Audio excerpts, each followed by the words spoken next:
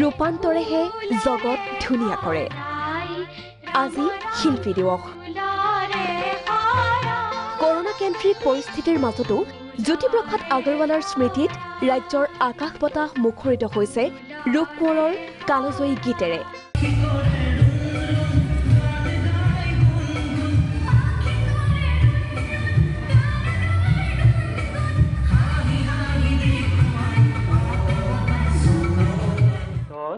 ঊনৈছশ 51 চনৰ 17 জানুৱাৰীৰ দিনটোতে অসমে হেৰুৱাইছিল ৰূপ কোঁৱৰক। তেওঁৰ স্মৃতিত 1953 চনৰ 17 জানুৱাৰীত প্ৰথমবাৰৰ বাবে গুৱাহাটী আৰু বৰপেটাত পালন কৰা হৈছিল জ্যোতি দিৱস। আৰু পৰৱৰ্তী সময়ত জ্যোতি দিৱসক নামকৰণ কৰা হয় শিল্পী দিৱস হিচাপে।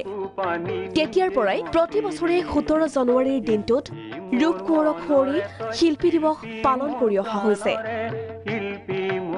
এয়া ৰূপ কোঁৱৰৰ গৃহ চহৰ তেজপুৰৰ দৃশ্য।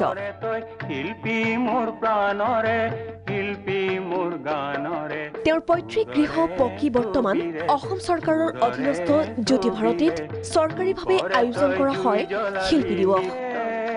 ইফালে তেজপুৰ মাজগাঁৱৰ শ্ৰীমন্ত শংকৰদেৱ সমাজ প্ৰেক্ষাগৃহত অনুষ্ঠিত অনাড়ম্বৰ অনুষ্ঠানত সৃজনী সংগীত মহাবিদ্যালয়ৰ শিল্পী কলাকুশলীসকলে গীতে মাতে মহান মনীষীগৰাকীক স্মৰণ কৰে।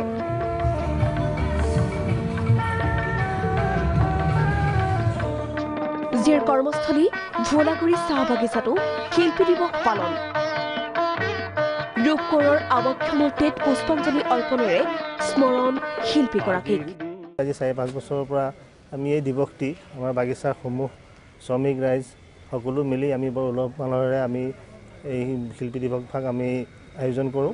নগাঁৱত অসম জাতীয়তাবাদী যুৱ ছাত্ৰ পৰিষদে কেন্দ্ৰীয়ভাৱে উদযাপন কৰে শিল্পী দিৱসৰ।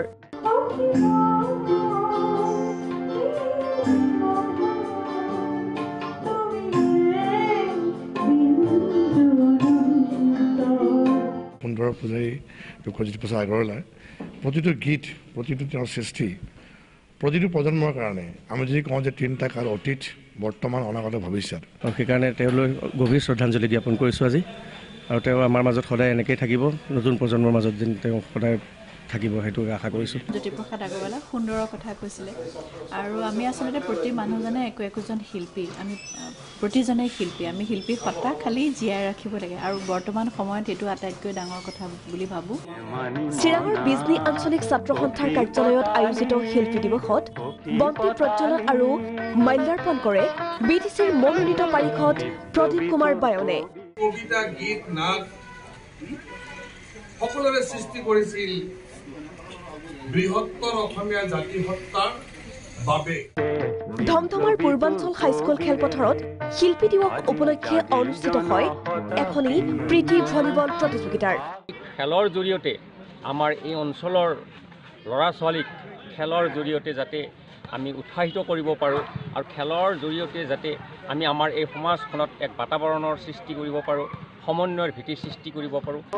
ইফালে এটা শুকান নাৰিকলত জ্যোতিপ্ৰসাদ আগৰৱালাৰ ছবি অংকনেৰে শিল্পী দিৱসত এক ব্যতিক্ৰমীভাৱে শ্ৰদ্ধাঞ্জলি জ্ঞাপন কৰে বিহপুৰীয়াৰ যুৱক মিথুন বৰাই। মই তেখেতৰ এটা প্ৰতিকৃতি এটা নাৰিকলত অংকন কৰিছিলোঁ।